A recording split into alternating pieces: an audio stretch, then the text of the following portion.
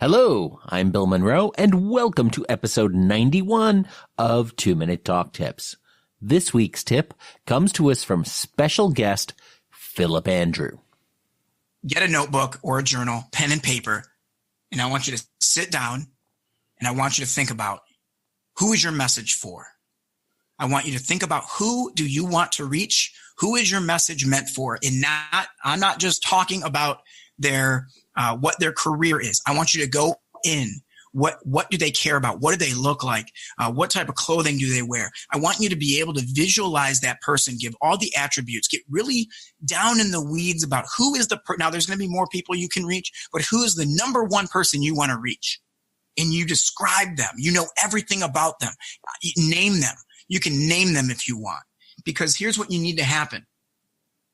You need to be able to visualize who is at stake if you don't do what you want to do and if they don't hear your message. And then, so after you've written this all down and you've identified who your message is for, I want you to think this. What can happen to them if they don't hear my message? What bad if they don't hear my message, what can happen? And I want you to think about that. Because here's the thing, there's all these tips and tricks and tools, but if you are not motivated on a daily basis, one tip will not cure anything if you're not willing to do the work. So what you need to do is you need to know who you want to reach, and you need to know what is at risk. And when you think about that, when you know that I care so much about this person that I want to reach, and if I don't reach them, this is what can happen to them. Now you've got stakes. Now you've got a why. Now you have something that drives you on why you need to be on that stage and why you need to give the talk you need. Now you have a reason, and that reason is going to do way more than any other little tip I could give you guys today. So that is my 2-minute tip. Stick around, and after the break, we'll hear more from Phillip Andrew.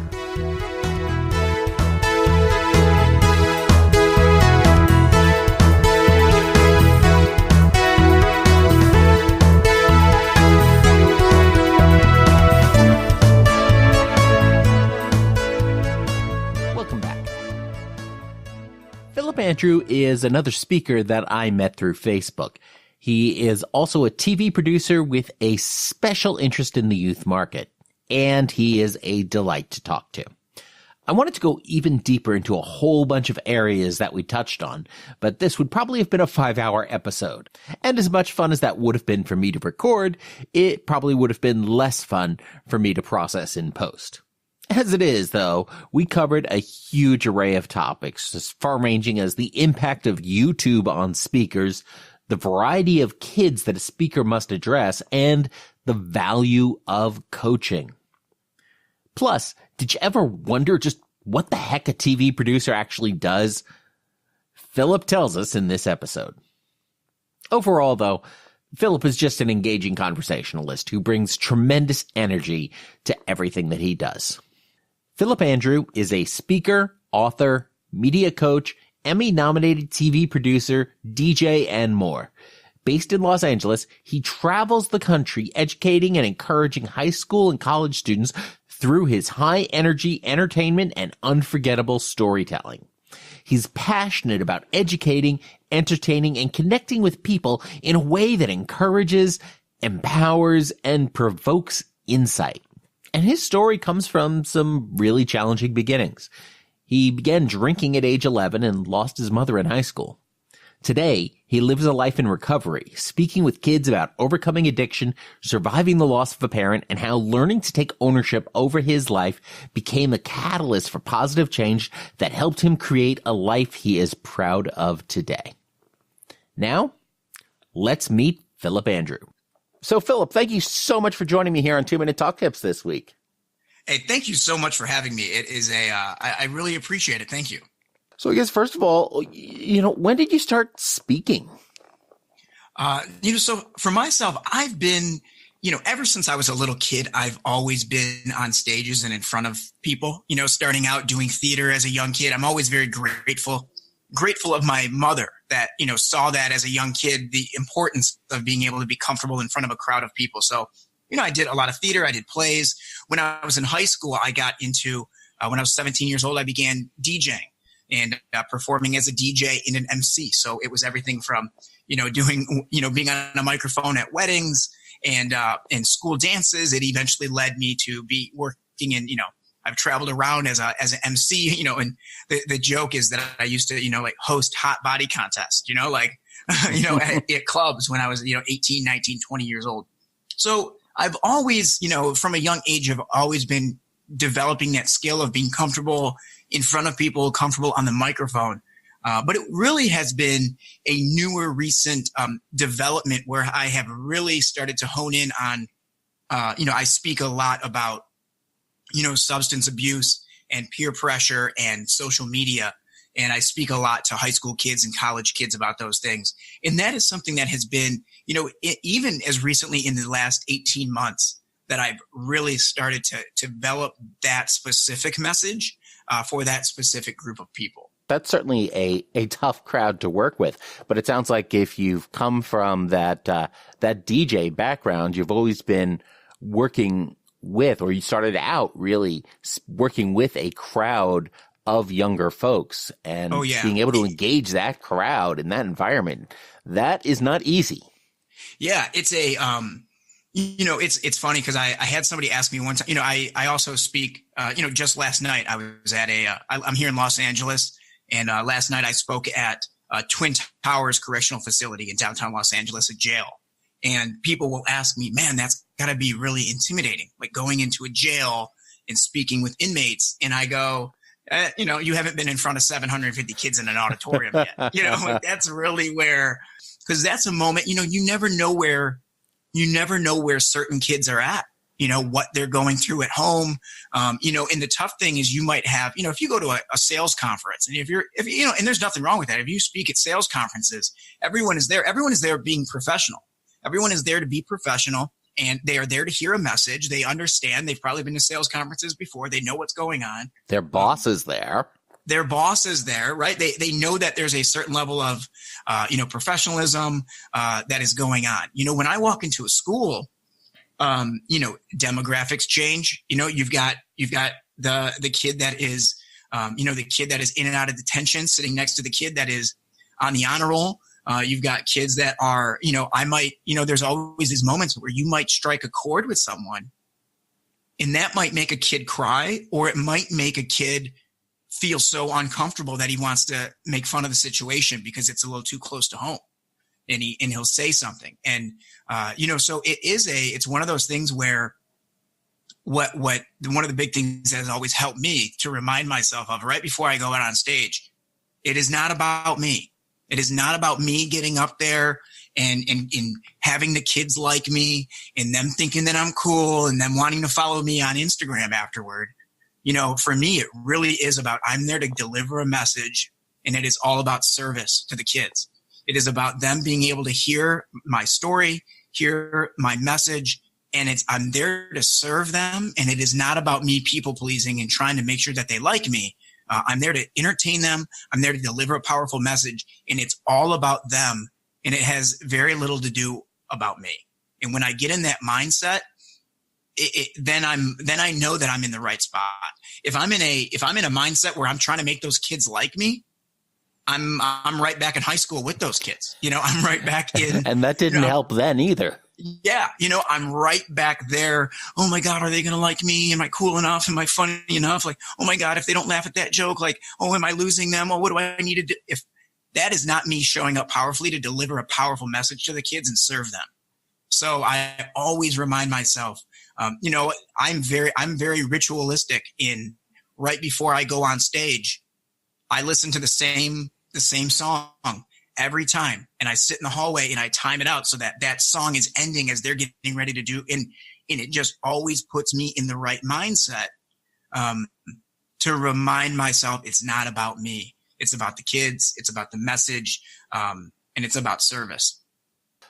One of the things I always teach people who are trying to deal with speaker nerves and trying to work through that anxiety is that whole message of it's not about you. It's about your audience. It's about your message. And when you get caught up in that, in skipping through that process, that's when the anxiety can really get you. If you've done your work and you remember that it's not about you and you believe that, then it's so much easier to just go up there in front of the audience.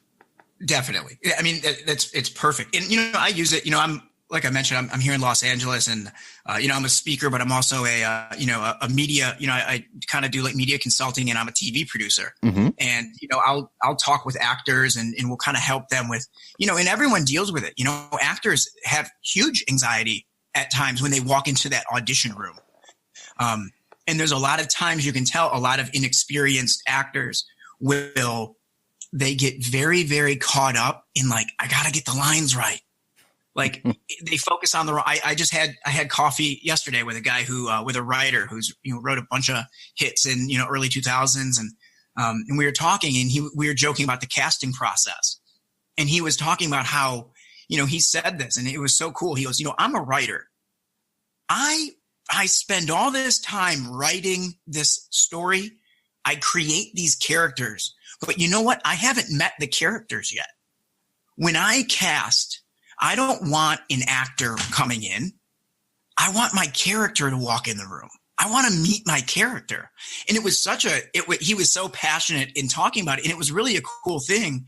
And it was that idea that when we're casting shows, we want to meet the character. We don't want to see an actor who did a great job of memorizing the lines. We want to see that character. And I think sometimes, and how does this translate to speaking, right? I think sometimes in speaking, people can get so caught up on, am I saying the right joke right here? Or am I saying, this is the specific line I want to say? Or they get caught up in some of those specifics and they forget, like they lose the heart in their talk. They lose that human element that we want. If you're just up there saying words, people feel that. People will feel it and they tune out. There's other distractions. They're in a busy room. There's a guy over here is on his cell phone and, they're looking at that person, what they're wearing, and you lost them. But when people can tell that you genuinely care about your message and you're not caught up in, am I saying my script correctly? Then you're able to really connect with people. I generally advise people when they talk about trying to memorize something and memorize a script and memorizing a presentation, you don't memorize, you internalize, even when it's your content, when it's your words, you don't want to have them memorized. You want to, even if you're giving the exact same words every time you give that presentation, you want to be generating it each time from within yourself. And if you internalize it, then you have so much more flexibility if something goes wrong and you can't forget your place because there wasn't a specific place to forget.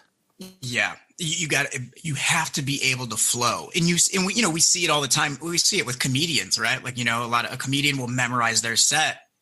And it's great if the set goes well, but if something gets thrown in or you lose your spot and then you've only memorized it, like you said, you did, line to line to line instead of internalizing it. You just put yourself at a huge disadvantage. Giving a speech, you're communicating on a massive scale. You don't have conversations in life memorized. You go up there, you know who you are, you know what you're about, you have a conversation with someone, you're able to be flexible in that moment. People consume so much content now. When someone's being, when you're getting a script, you can tell, you can hear it on a sales call. You can hear, you can hear all these things in the way that people, I've been on dates and been like, oh, wow, you've said this. This is your story. You love telling this story. And, and it happens all the time. And it's just, people don't resonate with it. You can have a great message, but if you're so caught up in the memorization or when do I move my hand? When do I move my hand and make this gesture? And people can tell when those things don't feel natural. So it's really good to, like you said, internalize it, know it, And I feel like that's something that really helps with that fright. People get caught up like, oh my God, what if I get up there and I can't remember what I said?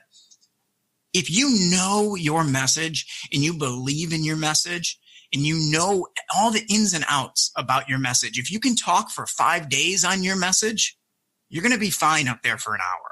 So I always tell people, just know what you know, believe it, and be just ready to go out there. And like we said, I'll probably end up saying it 19 times a day. It's about serving your audience. It's not about you. If you come from that genuine place of really knowing your story, internalizing your message to share, if you do have your brain lock up for whatever reason, the audience is going to be a heck of a lot more forgiving than if it was something they could have read off of a piece of paper. Yeah. And then that makes you human. That's a big thing that I talk with, my media coaching clients about. If you stumble, if you get lost, it is okay. And it is perfectly human to just stop and say, hey, you know what? I kind of just lost myself for a second. What were we talking about? Oh my gosh. I'm absent-minded sometimes. I'm so sorry. Or whatever is your natural personality, it is okay to be a human being. It's when we try to, people get caught up in in the robot, or, they think, oh, well, okay, I'm going to do this. And now this is how a professional person would sound. In my hands, my fingertips should be touching each other. And okay, now let's go ahead and deliver this message. And it's like, that's not natural. Right. So the best thing is to be able to just be out there. And if you make a mistake, if you stumble on your words, it's okay to admit that and say, oh my God, I'm sorry. Can I restart? Or, hey, look, what were we talking about? It just makes you human. And then people are like, oh my God, this is a human just like me. I can relate to that. We can relate with other people when they stumble. We relate to people's mistakes a lot more than we relate to them being perfect. Absolutely. And most of the time, the audience isn't even going to notice that you stumbled. No, they're on their cell phones. So you've been working in media for a long time and worked as a TV producer.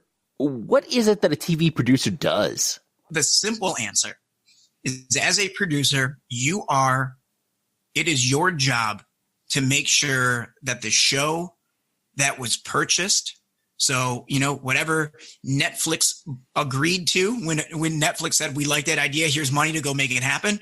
When ABC says, okay, we like the idea, here's the money to go make it happen.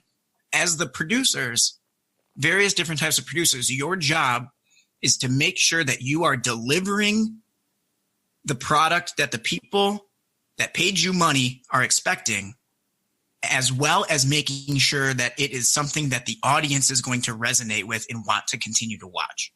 That can be a lot of different things. I've had shows that I've come on. I worked on a travel food show, and basically my job, I came in and it was, okay, great. What do we have? Nothing? Great. What cities do we want to go to? So I put together the model of like, hey, here's how we're going to travel. Here's the cities we're going to go to. Here are the locations that we could potentially go to. I would reach out and talk to the business owners. Hey, can we come to your place? No? Okay, great. Moving on. You're basically building all of the creative for an episode. I've had shows where I'm writing out the scripts, soft scripting things. And, what about this idea? Should we do this? So you're dealing with the story in the content of what you're actually going to see. And then once one of my favorite things about the job is I love being that guy. I love being the guy on set that's like, okay, everybody, we're about 2 minutes away. Are we all good? Hair and makeup. We're going to need to get you guys out of here. Okay. They're all set. Great. Camera A, I'm going to have you right here. You're going to pick up our talent as they walk through these doors. Camera B, you're going to get this angle. Audio, are we all set? We're good.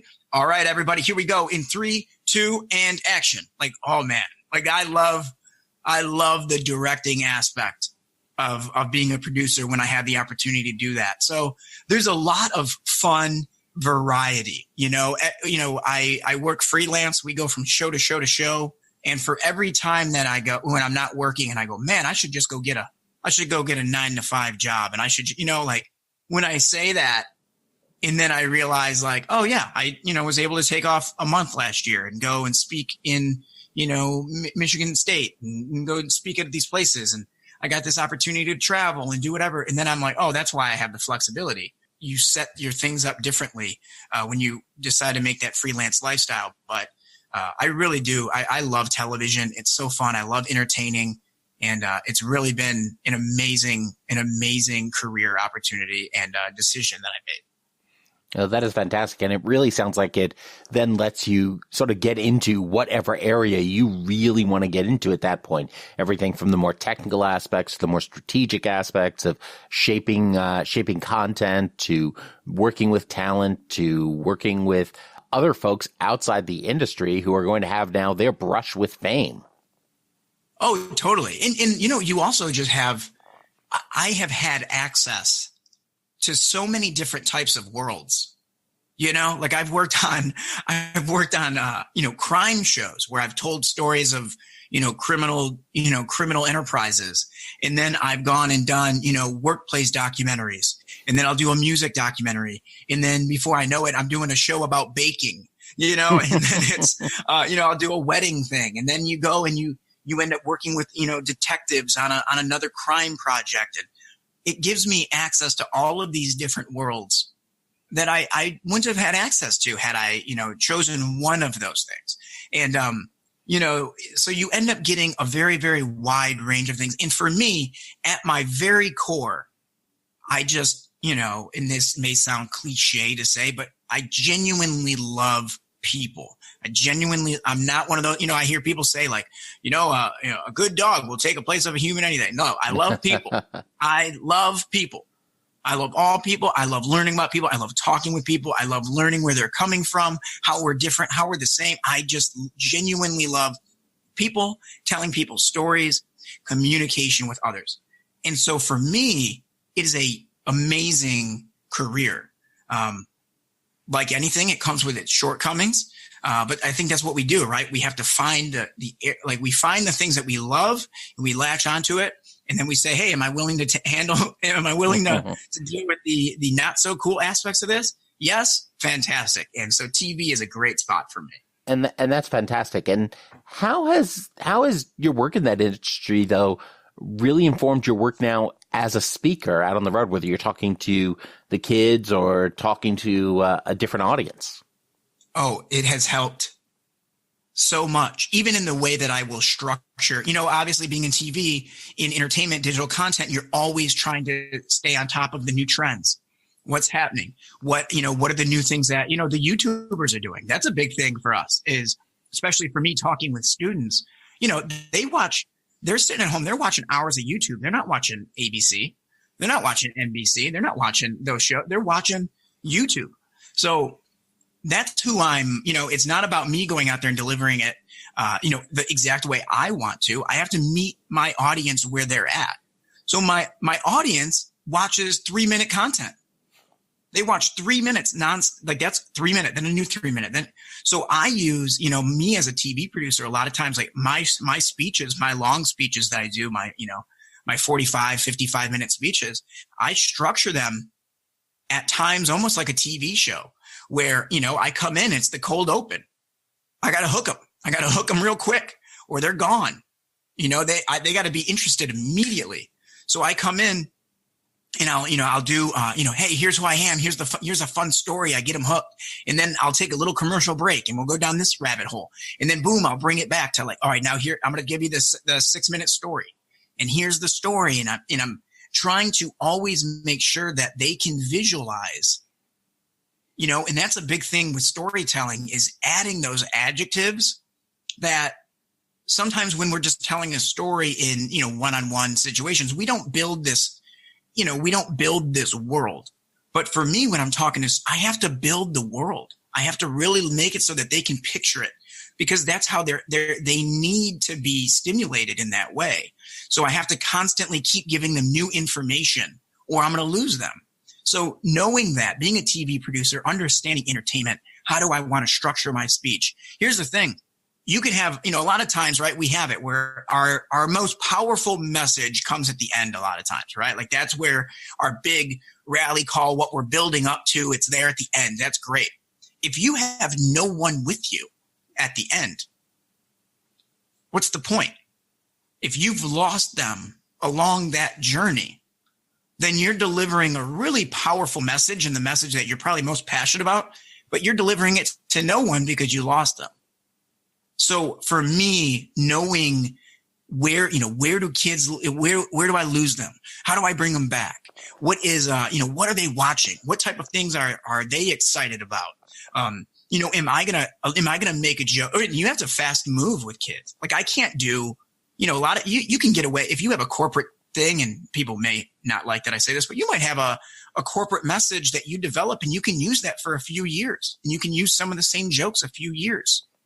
If I am telling jokes and telling interesting stories that are in pop culture from 2 years ago, these kids are going to look at me in an instant and think I don't know what I'm talking about. Oh my God, is he making a fidget spinner joke? We haven't touched those in 7 months. Like, who is this nerd? Right? And so I have to constantly be on top of the newest stuff so that they feel that I'm cool enough to listen to. I've got to be, when I go out there, I have to be everyone's cooler older brother. That's really who I have to be. They have to be like, oh, I want to hang out with him. And if I don't do that first, anything I say later on is not going to matter. Right. And there's a lot of really interesting things in there to unpack. One of the first things you mentioned those references 2 years ago. A lot of folks think that, maybe kids just have a short attention span and don't, 2 years ago, that's just an eternity. A lot of times, especially if you're dealing with folks in high school, is that 2 years ago, that could be 15% of their life. They weren't old enough to catch those references 3 years ago that you might be trying to reference now. They're just now coming into their pop culture awareness. Here's the thing. You don't always, like I'll do one thing and you'll say something and half the crowd will love it, and then you'll get the kids who are like, oh, boo. Like just on certain, if you bring up certain things in social media or whatever. And so it's always good to be, you bring things up and you have a couple of different ideas of how you can connect with the kids, and you see what's working. And also it's about you understand, you get 700 people, let alone 700 kids. You get 700, 800, 1,000 kids in a room. Those are all individual kids. There's going to be very similar things across all of them, but there's going to be some kids that love wrestling, and there's going to be kids that think there's no way they would ever want to deal with wrestling. There's going to be kids that love sports. There's going to be kids that hate sports. There's going to be kids that are really into music, kids that don't care. So you have to go in, and it's like, you don't hang on any one thing. Like, I'm going to go make a musical reference, and then these kids will like me. Like it has to be, you throw out all these different things. But what I see is it's a lot of time, for me, I'm a high energy guy. I don't know if that comes across in my voice. I'm sure it does. Just but a little that's bit. kind of my thing. I come out and it's like, it is such a shock to the day. Oh, cool. Okay. We're having an assembly, like whatever. And then I come out that door like we are at, like it is, a music festival. I come out big and fun and loud and wild. So immediately kids are like, whoa, something is different here. What is going on? What is happening? And if I can get them asking those questions, I know I at least have them for the next 2 minutes. And then what am I going to do with it? So I know that this has been a long answer of how TV has helped, Matt, but it really has helped to when we develop shows, we're always thinking of the end in mind with the audience. When, if you're going to write a script, or, this is something that we can all think about as speakers. Somebody sitting down and listening to us for 60 minutes. What an honor. Like, time is so valuable. Time is so valuable in our world. And someone's going to give you 60 minutes of their life. What are you going to do with it? Are you going to honor them and give them something that really means something for them? It's not about going up and just talking. What are you going to do with this gift they have given you? They've given you the gift of their time. How are you going to repay them? How are you going to make sure you give them something for that? It's about serving them. And I talk with, when I do leadership stuff for for, kids that are specifically creating content, more college kids that are in, film departments, journalism departments. I always say, hey, it's not just about, oh, hey, cool. Someone clicked and they're giving me time. No, like that's a big deal. That is a huge deal that somebody is going to gift you minutes of their life. What are you going to do with it? The stakes are high, and I think that understanding that and understanding how important this is, always thinking with the audience in mind, has really helped me in television as well as helped me as a speaker. That is a powerful gift. Somebody can't get their time back. And when we translate that into the corporate space too, it's also incredibly valuable. One of the things about making sure you always are delivering value to your corporate audience as well is to sometimes look around the room. Maybe there's 10, 15 people in there. What is the average corporate spend per hour per employee in that organization? So if you've got, between salary and benefits and taxes and opportunity cost, it's very easy. If the organization could be spending upwards of $100 an hour for them. And now when you've got 10 people in the room for an hour, that's $1,000 they're spending for that talk just in people time. So one of the other things that you've been doing, and we've talked a little bit about this here, is that you've been taking that background as a producer, doing more with speaking, and you've also been sort of shifting more to do more coaching of speakers and working as a media coach. Why did you make that shift? It all has just, a lot of things kind of have evolved out of one another. So, becoming a TV producer, I started to be asked, a lot of people would ask me to work with them to help them be more comfortable on camera. That was something that I was doing on set, working with people, making sure that, everything from doctors, lawyers, athletes, working with them so that they could better figure out their message of what they wanted to do. Well, as I started to do that, I started to be asked to help on a one-on-one basis. So away from set, but actually, working with people to develop out their messages, just help them be better. And as that happened, I won't dive too deep into the story, but I come from a substance abuse background, which is obviously one of the reasons I speak on it. I've been in the program for a long time. I study a lot of things in that world, so, psychology, sociology, all these good things. And so for every one or two people that kind of just needed more screen time, we started to identify that there were a lot more problems at hand, right? So it was like, people that even could talk well in a conversation, it was like all of a sudden you hit record and they were right back into the, the 8th grade when they raised their hand and they got the wrong answer and everyone laughed and they think that's going to happen again. So there became a lot more of that coaching that wasn't just as simple as, okay, we need to set up the camera and then let's critique it, right? Like there's a lot of media coaches that's all they'll do. And there's nothing wrong with that, right? That's one model. They'll bring you on, you'll put you in front of the camera, they'll give you a topic, you'll talk about it, you'll come back, you'll critique it, and you'll work. And that's really important, right? Like getting the screen time is massively important, but that's not the only thing. That's not the only thing that's going to get you more jobs, get you better experience. So, I kind of work with a lot of people, everyone that's been experienced in the industry for a while, into people that are trying to break into entertainment. And I work with them on everything from, the specific words they use.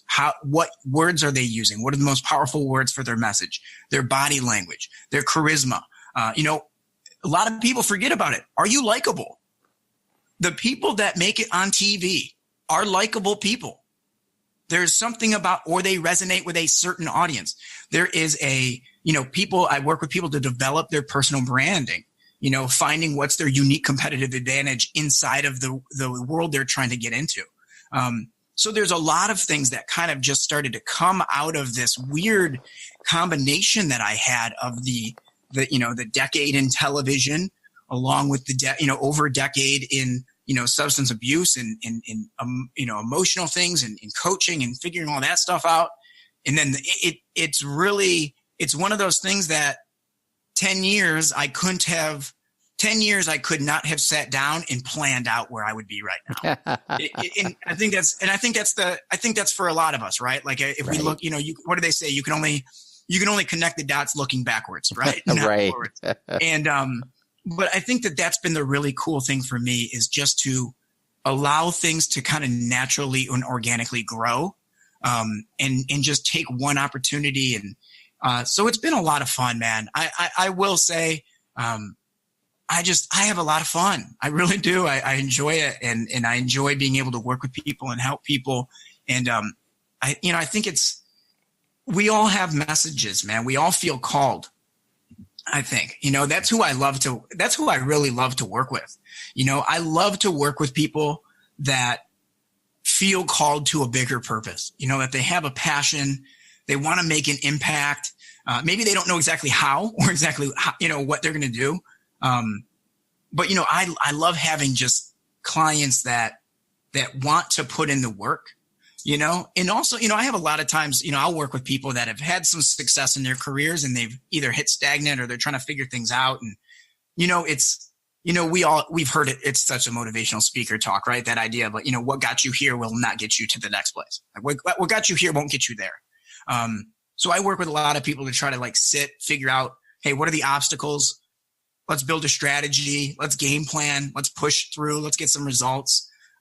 That's really what I love doing, is just working with people to help them, develop, and just really encourage and motivate people to get the best out of themselves so that they can, serve other people more powerfully.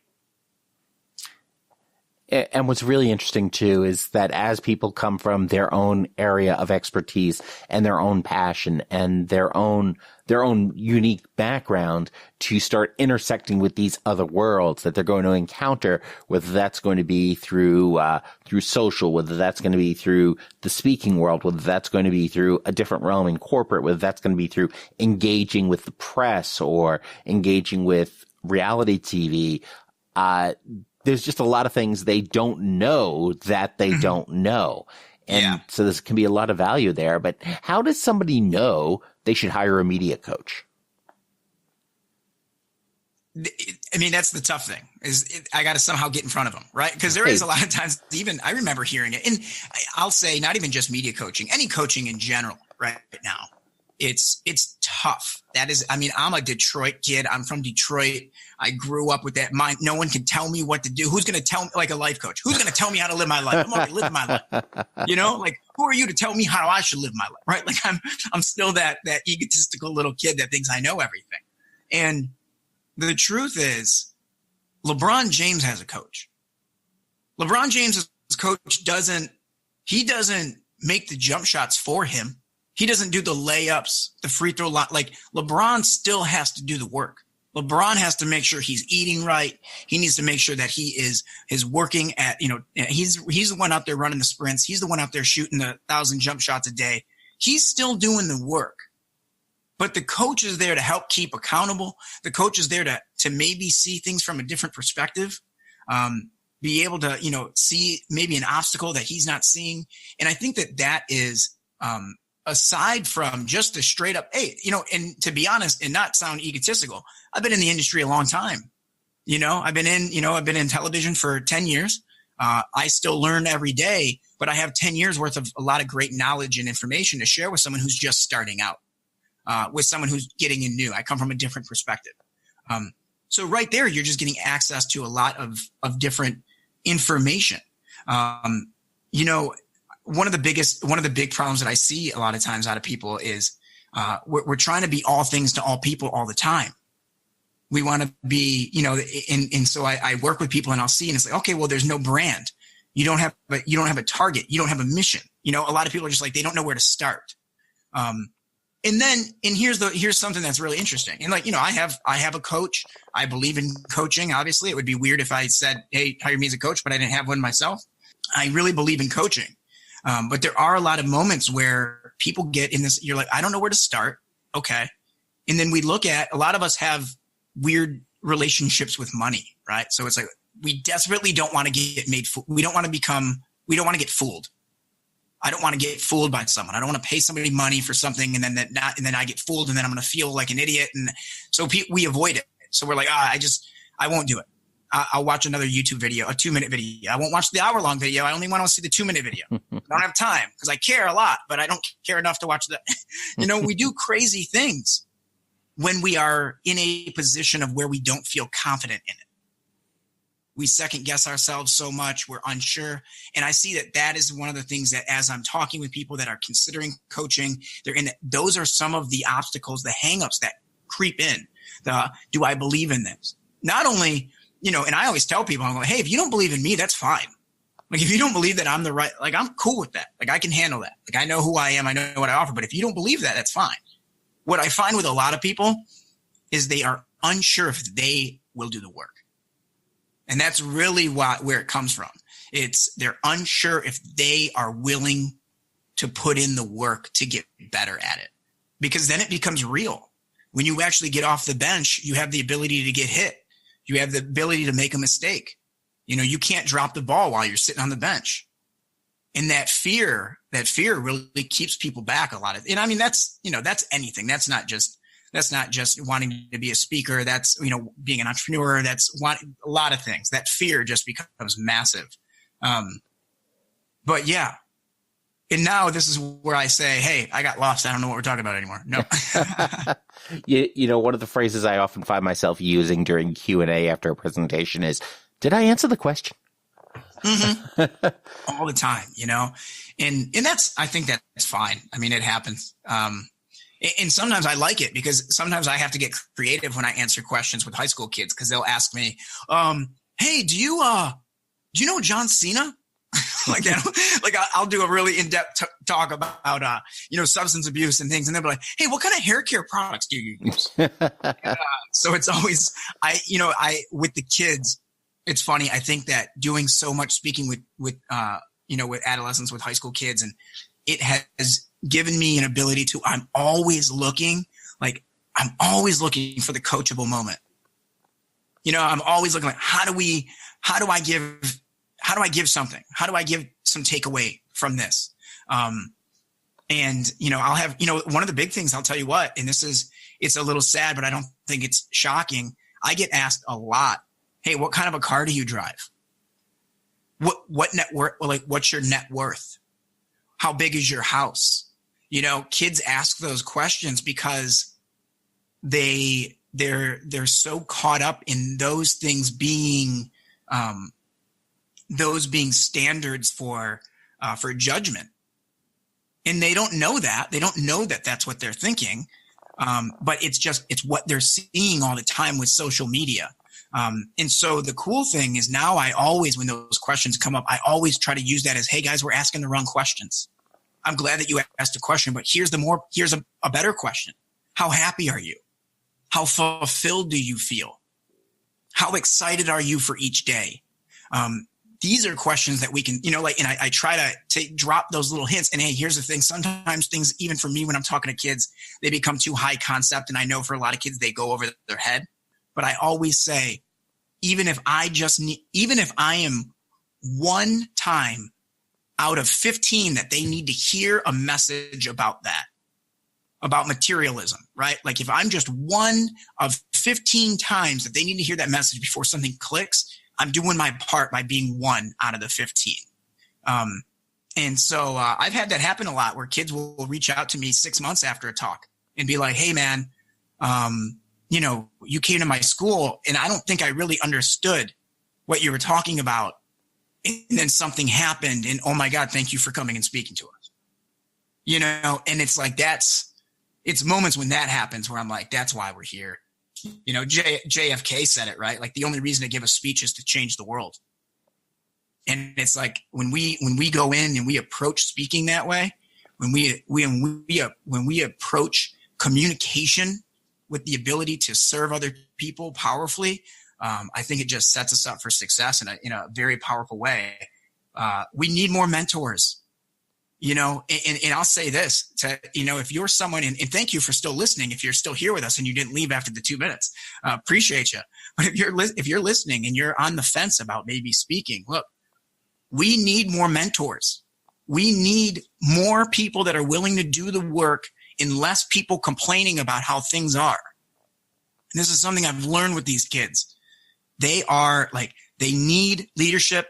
They need people pouring into them. And we need it, not just kids. We need it as adults. We need less complainers and more people that are willing to pick up the shovel and do the work. Speeches have the ability to change the world. Speaking can change the world. And this was something, I don't even remember who said it. But there was a guy, and I remember hearing him talk, and it was so great. And I always remind myself of this when I start to slack on my work. He said, shame on you. Shame on you for withholding the gifts that you have from the world because you're afraid. And that hit me so hard to the core.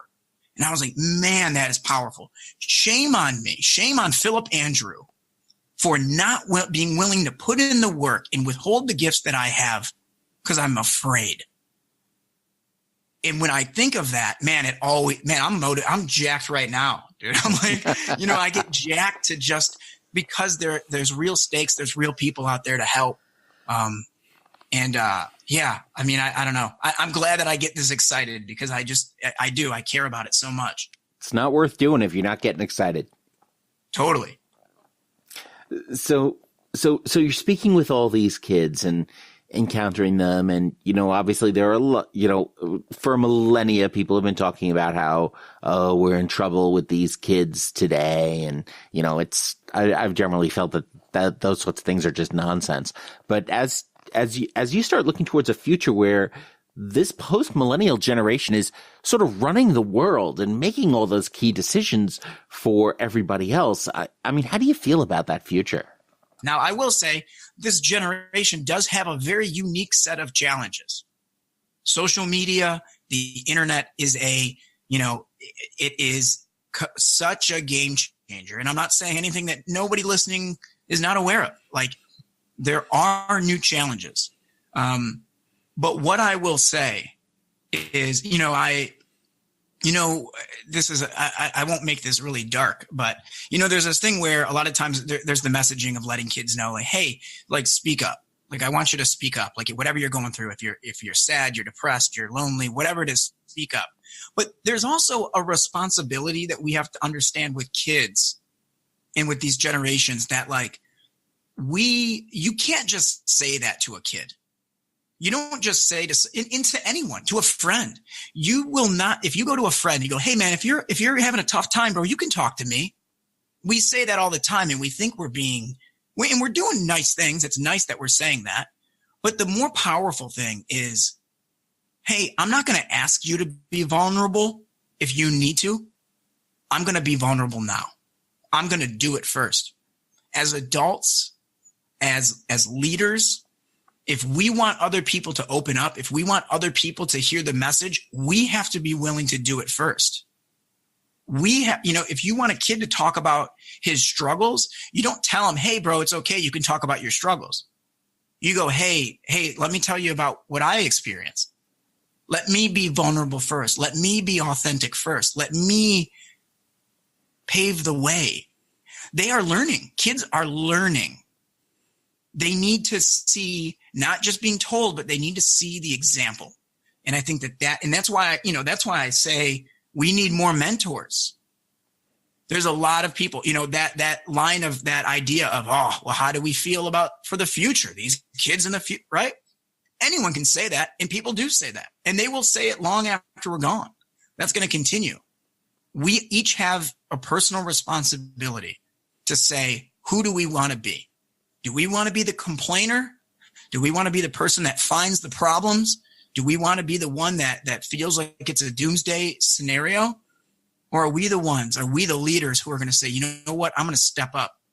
I'm going to step up, and I'm going to serve people. I'm going to teach. I'm going to be there for others. I'm going to support people.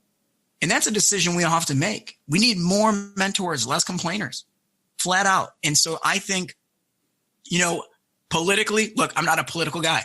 I don't, that's not my topic. That's not my wheelhouse. So politically, I don't know. I don't know where things are going, right? But what I can say is we need to show up as adults. And here's the thing. Say you're a listener and you're like, man, kids freak me out. Okay, that's fair. You can do whatever. But how do you You can showcase it by think of the traits that you would want this next generation to have. Think of the traits you would want them to be. And then become that person. Be an example of what you think it is. There's this one thing I heard, which is really cool. I heard a guy talk one time and he was like, think about your effort, the effort that you give at work or at wherever, in your family, at your school. If you're a church going person, think about the people in your church or whatever it is, right? Your group of friends. If every single person, let's just do your company, right? Because we probably, this is a lot of speakers in here. If every single person at your company behaved exactly the way that you did, exactly, you know what? No, let's make it bigger. We'll say America. If every single person in America behaved the exact same way that you do, gave the same effort at work, gave the same politeness to other people, to strangers, drove the way that you drove, what would our country look like? If you magnified the way that you show up on a daily basis, if you magnified that, which direction are you taking our country in? And when we take that type of personal responsibility, it's not about changing all these other people and making them, who are we called to be? Who are we making a decision on who we want to be? And then think about it. Magnify yourself, multiply yourself. What would it look like? And then think about it. Here's the thing. The kids, that next generation we're worried about, they're looking up to us as adults to lead. They want to be led. So take the personal responsibility on how do we want to do that for the future. So that's, I don't know. That's here we go, right? I think I answered the question. Absolutely. I think you did a fantastic job of answering that question, because ultimately it's about how you show up in the world and how you, the only person who's the way they show up in the world that you can influence is you. And you're the only one who can take that responsibility to go ahead and do it. You can't make somebody else do something else. You can just do the right thing for yourself, how you want the rest of the world to appear, and be that person and hope others come along. And if you provide that example, other folks will follow that example for good or ill. Yeah. There's a recovery term that it's used all the time, and it's, attraction rather than promotion. It's about, so often people want to promote their beliefs or promote something. But if people don't see an element of you that is attractive to them, they don't listen, right? They won't listen. We have to always be thinking about that. It's about attraction rather than promotion. It's not about promoting yourself, promoting your ideals. You got to be able to be the type of person that people look at and they go, man, what does that woman have? What does that guy have? There's something about them. And then you can open up a conversation, but until we start living lives that other people look at and go, man, there's something cool about that. There's something, that person has something. Then our words are whatever. People, there's a lot of people telling us what we should or shouldn't do or how we should behave or what. And we don't listen to them. We're like, oh, I don't care. I don't care about your opinion, man. It's not until we encounter someone that we're like, oh, man, you just the peace that person feels or the way they carry themselves, or that confidence. That's what I'm using attraction in a, obviously non-sexual way. It's just like that attraction is there, So yeah, man, I'm enjoying myself. I'm having a good time with you today, man. Thank you. That's awesome. I'm thrilled to hear it. This has been awesome. Thank you so much for your time today, Phillip. If folks want to know more about you and what you're up to, where should they go? I'm on all the social media platforms as Phillip Andrew LA. I'm sure there'll be links and whatnot. My website is philipandrew.co. Couldn't afford the M, trying to figure that whole thing out. But yeah, Phillip Andrew LA. And I'd love to hear from you guys. If you're still here, you're listening, philipandrewla@gmail.com. On all the social media platforms, that's where you can find me. And I got some videos up there of me speaking to some of these to kids and all different stuff. If there's anything, I know I do a lot of weird random stuff, but if there's any way that I can be of service to you guys as you're listening to this, please do not talk yourself out of reaching out and contacting me. Let me know you heard me through Bill, and I'm excited to connect with you guys. And Bill, thank you very much. I appreciate you, allowing me to come on and talk today. So I appreciate you. Yeah, you're very welcome. This has been awesome. I've really enjoyed this conversation today. Thank you, Bill. So now, if you're ready to go out and be the mentor, the example you want to see in the world, go out and do it. If you're not quite ready yet, stick around and be sure to check out Philip's website at philipandrew.co, or just head on over to 2minutetalktips.com/Philip for that link and all of Philip's assorted links so you can connect with him through email, his website, or social media. Write down a description of your target audience member so you know how to build your talk for them. Share this episode with a friend, a colleague, or a relative by giving them the link 2minutetalktips.com/Philip. Be sure to subscribe to 2 Minute Talk Tips in your favorite podcast app for free so you never miss an episode. And of course, as always, don't get best, get better. Thanks a lot. I'm Will Monroe, and I'll talk to you next week. 2 Minute Talk Tips is a proud production of the Currently Speaking Podcast Network.